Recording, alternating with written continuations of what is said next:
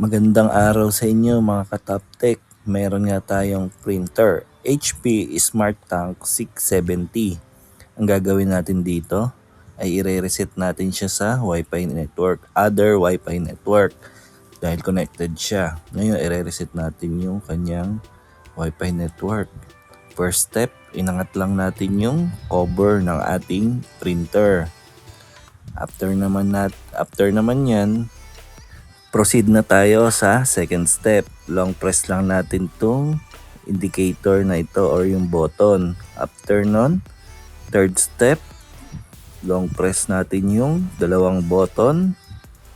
Tweet natin na nag-blink na yung ating Wi-Fi indicator sa ating printer.